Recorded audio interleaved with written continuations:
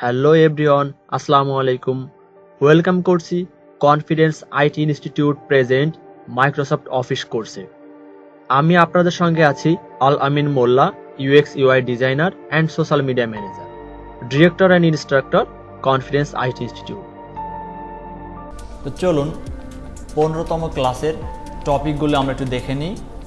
Line number, table style, shading, border style, line style, line width, pen colour. তো চলুন আমরা প্র্যাকটিক্যালে কাজগুলো দেখে নিই। আমরা এই যে লাইন নাম্বার আসি,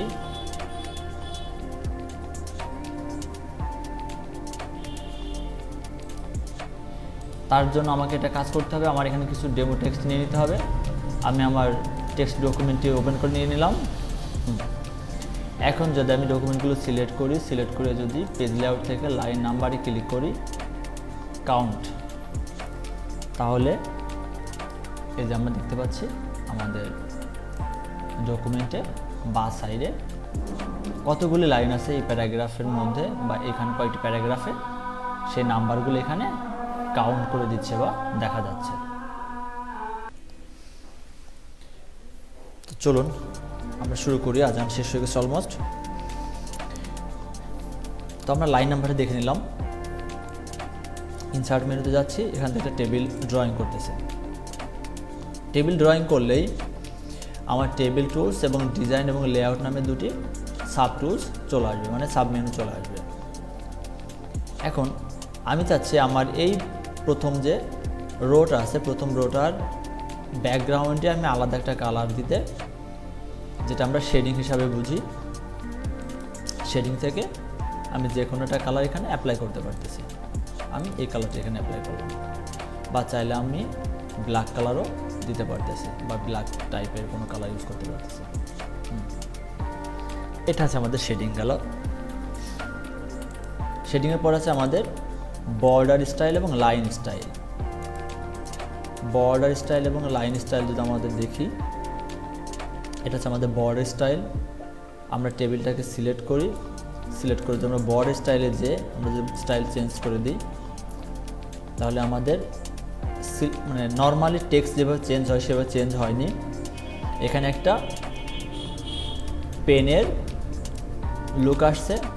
আমরা এখন যে লাইন ধরে ক্লিক করব বা যেখান থেকে ড্র্যাগ অ্যান্ড ড্রপ করব, ওই জায়গাটুকু সাধারণত ওই আমরা বর্ডার যে স্টাইলটাই সিলেক্ট করলাম, সেই স্টাইল এখানে অ্যাক্টিভ হবে। দেখতে পাচ্ছেন আমার এক পাশে সব একটা করে দাগ, এখানে দুইটা দাগ, মানে আমি স্টাইলটা দুই দাগের নিয়ে নিয়েছি।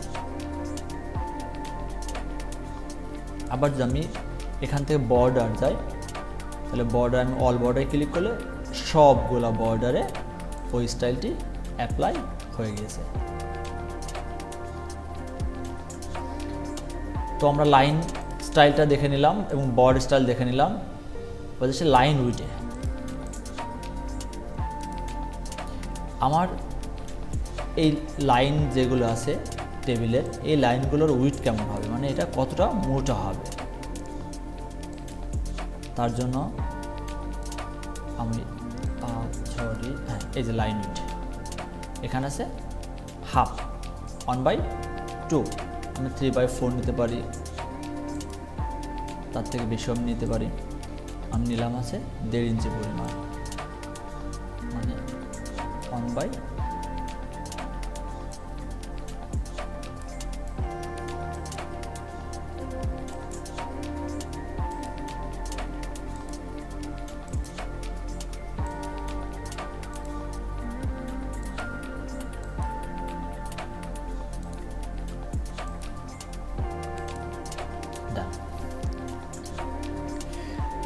তাহলে আমরা এভাবে লাইন উইথটা বাড়িয়েও আমাদের টেবিলের ডিজাইনটিকে আরও অনেক ইফেক্টফুল করতে পারবো। এবার হচ্ছে পেন কালার। পেন কালার থেকে যদি আমরা এটার কালার চেঞ্জ করে দেই, তাহলে আমার নতুন যে সেকশন আমি ক্রিয়েট করতেছি সেটার কালার চেঞ্জ হয়ে যাবে।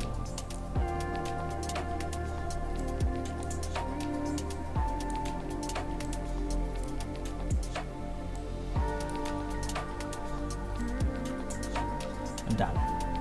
তো আমার একটা সেকশন ব্ল্যাক এবং একটা সেকশন রেড কালার। তো ভিউয়ার্স, নেক্সট টিউটোরিয়াল দেখার জন্য আমন্ত্রণ জানিয়ে এখানে শেষ করতে, সবাই ভালো থাকবেন, সুস্থ থাকবেন। আসসালামু আলাইকুম।